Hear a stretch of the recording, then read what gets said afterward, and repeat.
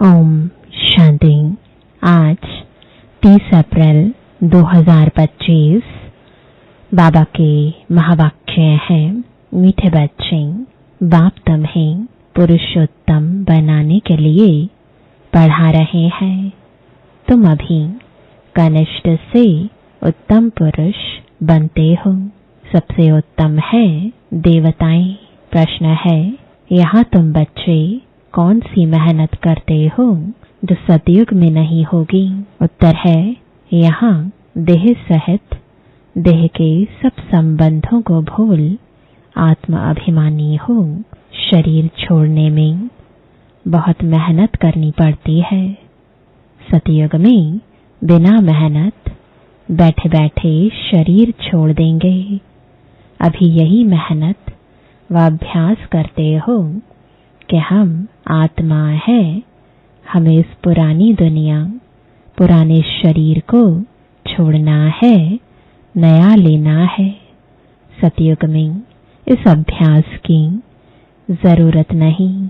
गीत है, दूर देश का रहने वाले मीठे मीठे रूहानी बच्चे जानते हैं कि फिर से यानी कल्प कल्प के बाद इसको कहा जाता है फिर से दूर देश का रहने वाला आए हैं देश पर आए।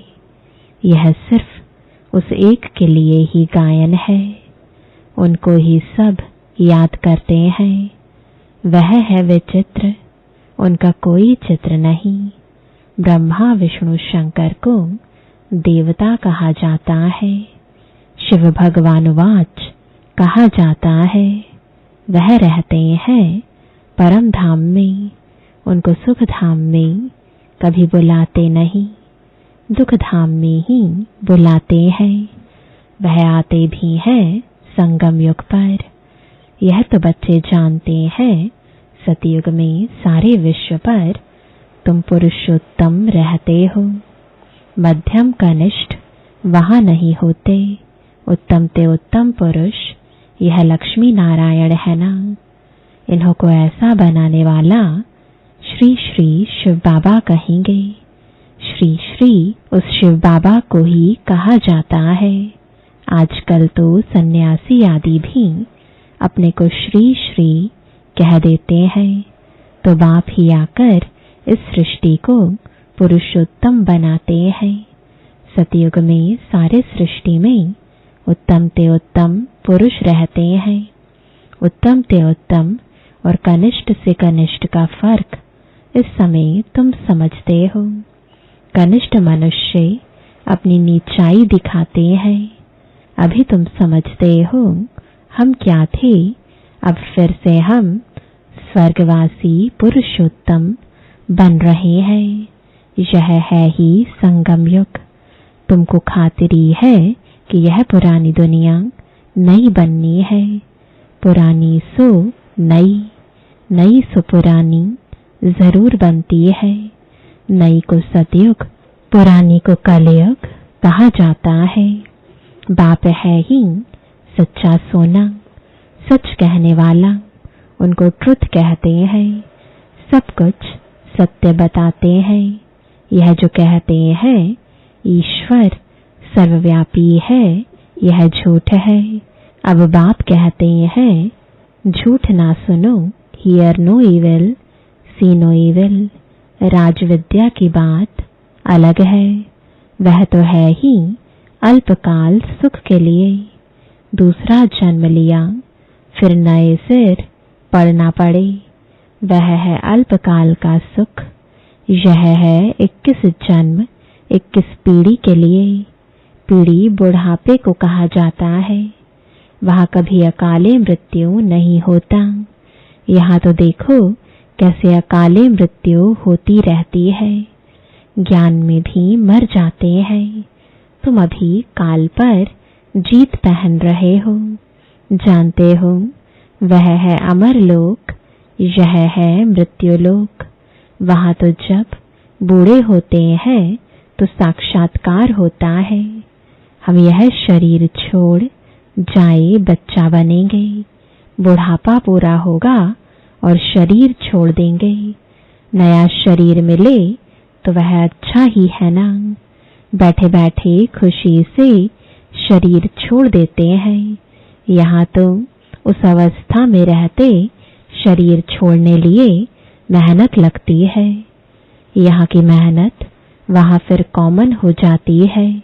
यहाँ देह सहित जो कुछ है सबको भूल जाना है, अपने को आत्मा समझना है, इस पुरानी दुनिया को छोड़ना है, नया शरीर लेना है।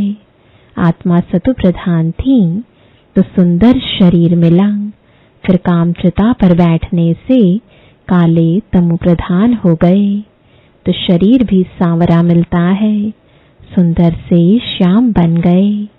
कृष्ण का नाम तो कृष्ण ही है, फिर उनको श्याम सुंदर क्यों कहते हैं?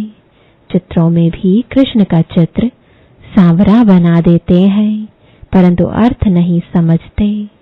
अभी तुम समझते हो, सतु प्रधान थे तो सुंदर थे, अभी तमु प्रधान श्याम बने हैं। सतु प्रधान को पुरुषोत्तम कहेंगे, तमु प्रधान को कनिष्ठ कहेंगे। बाप तो एवर प्योर है, वह आते ही हैं हसीन बनाने। मुसाफिर है ना, कल्प कल्प आते हैं, नहीं तो पुरानी दुनिया को नया कौन बनाएंगे। यह तो पतित छीछी दुनिया है, इन बातों को दुनिया में कोई नहीं जानते। अब तुम जानते हो, बाप हमको पुरुषोत्तम बनाने लिए पढ़ा रहे हैं, फिर से देवता बनने लिए हम सो ब्राह्मण बने हैं। तुम हो संगम युगी ब्राह्मण। दुनिया यह नहीं जानती कि अब संगम युग है।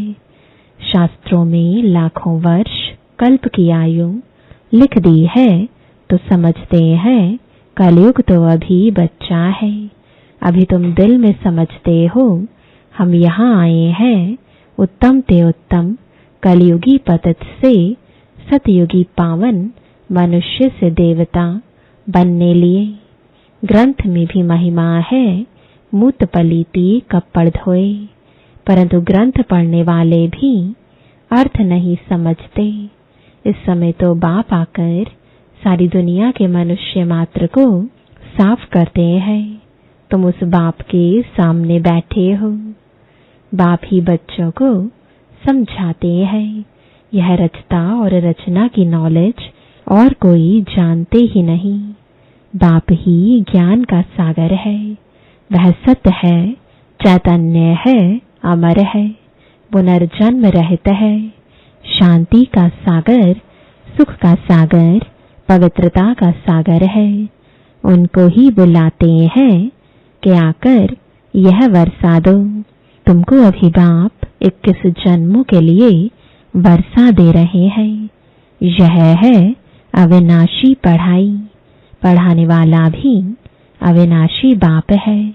आधा कल्प तुम राज्य पाते हो, फिर रावण राज्य होता है।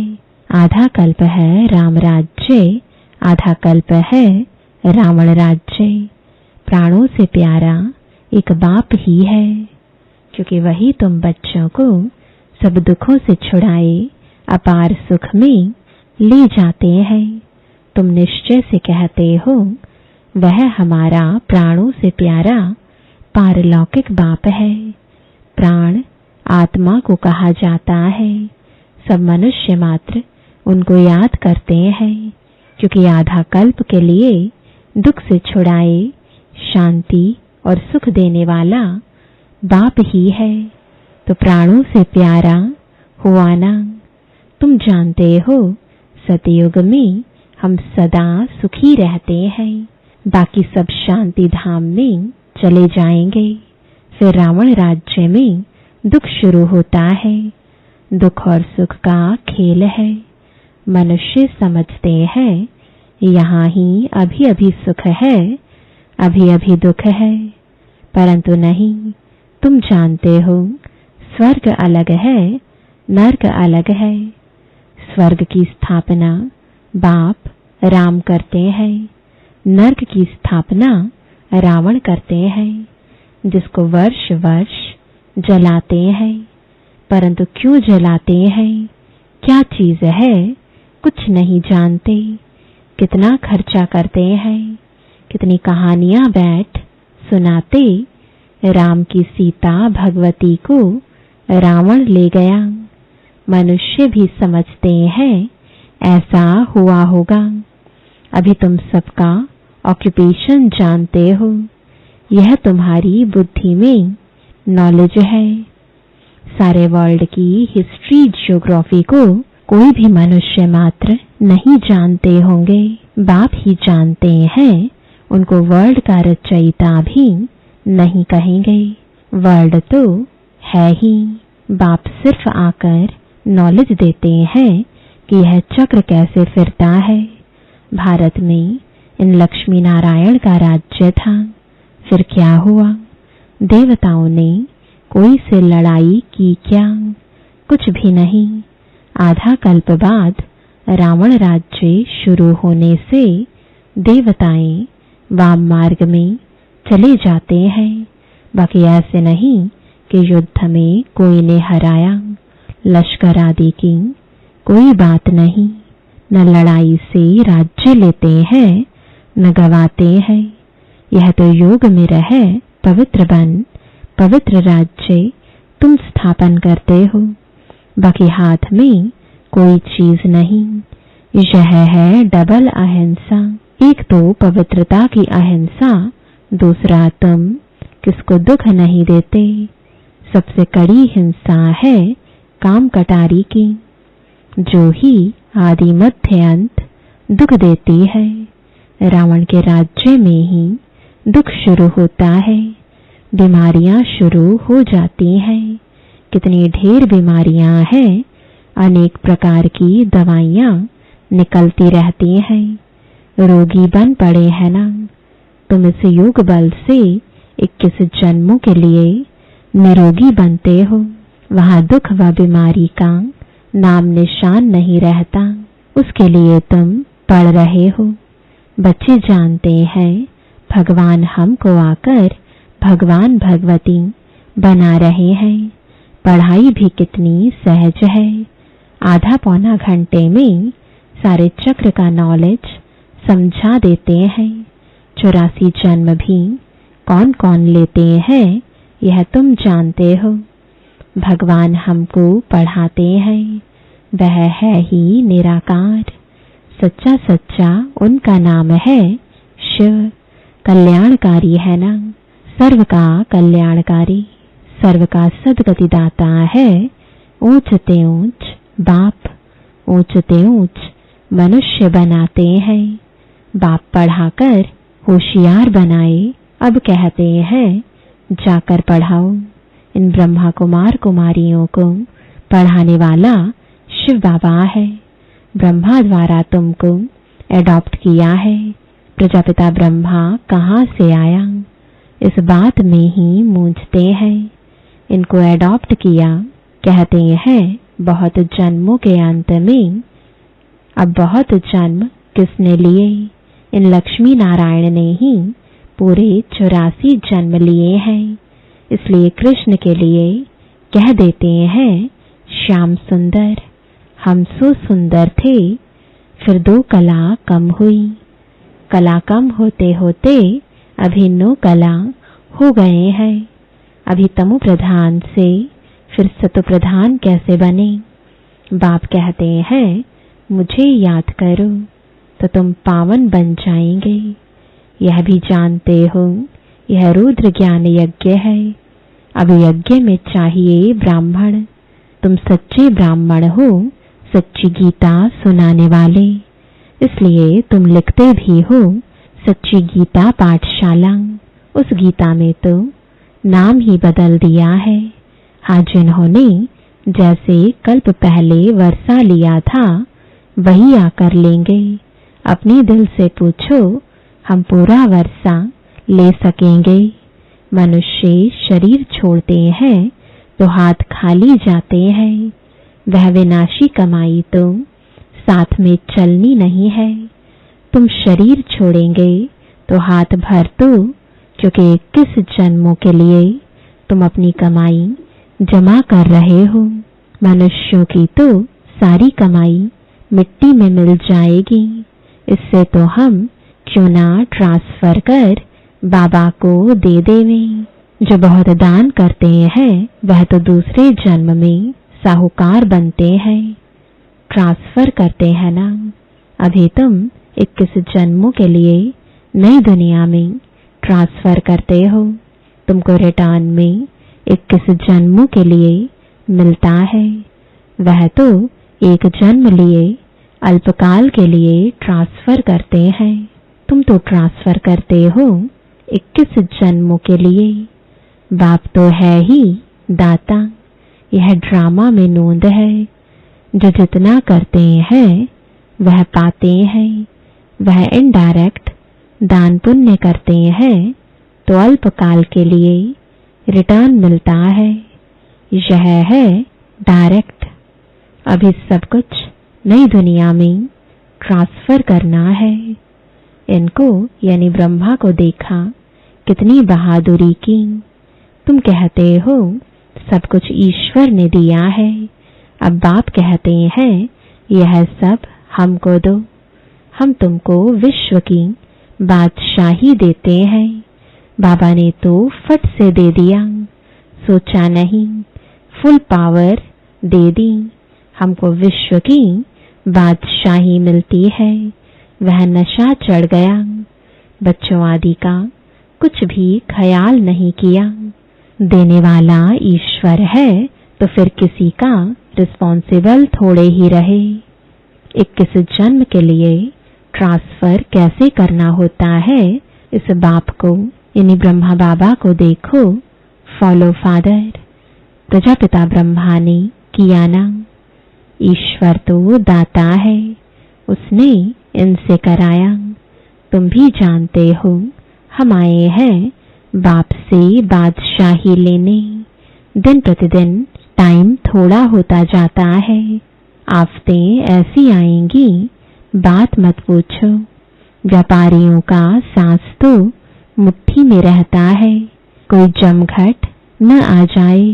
सिपाही का मुंह देख मनुष्य बेहोश हो जाते हैं। आगे चल बहुत तंग करेंगे। सोना आदि कुछ भी रखने नहीं देंगे।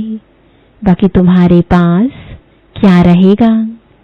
पैसे ही नहीं रहेंगे जो कुछ खरीद कर सको। नोट आदि भी चल ना सके। राज्य बदल जाता है। पिछाड़ी में बहुत दुखी हो मरते हैं। बहुत दुख के बाद फिर सुख होगा। यह है खूने नाहेक खेल। नेचुरल कैलेमिटीज भी होंगी। इससे पहले बाप से पूरा वर्षा तो लेना चाहिए। भल घूमो फिरो, सिर्फ बाप को याद करते रहो तो पावन बन जाएंगे। बाकी आफतें बहुत आएंगी। बहुत हाय हाय करते रहेंगे। तुम बच्चों को अभी ऐसी प्रैक्टिस करनी है जो अंत में एक शिव बाबा ही याद रहे। उसकी याद में ही रहकर शरीर छोड़ें और कोई मित्र संबंधी आदि याद ना आए। यह प्रैक्टिस करनी है। बाप को ही याद करना है और नारायण बनना है। यह प्रैक्टिस बहुत करनी पड़े, नहीं तो बहुत पछताना पड़ेगा। और कोई की याद आई तो नापास हुआ। जो पास होते हैं वही विजय माला में पिरोए जाएंगे। अपने से पूछना चाहिए बाप को कितना याद करते हैं। कुछ भी हाथ में होगा तो वह अंतकाल याद आएगा। हाथ में नहीं होगा तो याद भी नहीं आएगा। बाप कहते हैं हमारे पास तो कुछ भी नहीं है। यह हमारी चीज नहीं है। उस नॉलेज के बदले यह लो तो 21 जन्म के लिए वर्षा मिल जाएगा। नहीं तो स्वर्ग की बादशाही गवा देंगे। तुम यहाँ आते ही हो बाप से वर्षा लेने। पावन तो जरूर बनना पड़े, नहीं तो सजा खाकर हिसाब किताब चुकतो कर जाएंगे। पद कुछ नहीं मिलेगा। श्रीमत पर चलेंगे तो कृष्ण को गोद में लेंगे। कहते हैं ना, कृष्ण जैसा पति मिले वह बच्चा मिले। कोई तो अच्छी रीति समझते हैं, कोई तो फिर उल्टा सुल्टा बोल देते हैं। अच्छा, मीठे मीठे सिकिलदे बच्चों प्रति माता पिता बाप दादा का याद प्यार और गुड मॉर्निंग। रूहानी बाप की रूहानी बच्चों को नमस्ते। रूहानी बच्चों की रूहानी बाप दादा को गुड मॉर्निंग और नमस्ते। धारणा के लिए मुख्य सार है, पहला, जैसे ब्रह्मा बाबा ने अपना सब कुछ ट्रांसफर कर फुल पावर बाप को दे दी, सोचा नहीं ऐसे फॉलो फादर कर 21 जन्मों की प्रारब्ध जमा करनी है। दूसरा, प्रैक्टिस करनी है अंतकाल में एक बाप के सिवाय और कोई भी चीज याद न आए। हमारा कुछ नहीं, सब बाबा का है। अल्फ और बे इसी स्मृति से पास हो विजयमाला में आना है। वरदान है, मनसा पर फुल अटेंशन देने वाले चढ़ती कला के अनुभवी विश्व परिवर्तक भव। अब लास्ट समय में मनसा द्वारा ही विश्व परिवर्तन के निमित्त बनना है। इसलिए अब मनसा का एक संकल्प भी व्यर्थ हुआ तो बहुत कुछ गवाया। एक संकल्प को भी साधारण बात ना समझो। वर्तमान समय संकल्प की हलचल भी बड़ी हलचल गिनी जाती है, क्योंकि अब समय बदल गया, पुरुषार्थ की गति भी बदल गई। तो संकल्प में ही फुल स्टॉप चाहिए। जब संकल्प पर इतना अटेंशन हो तब चढ़ती कला द्वारा विश्व परिवर्तक बन सकेंगे। स्लोगन है, कर्म में योग का अनुभव होना अर्थात कर्म योगी बनना। आज का अव्यक्त इशारा, कंबाइंड रूप की स्मृति से सदा विजयी बनो।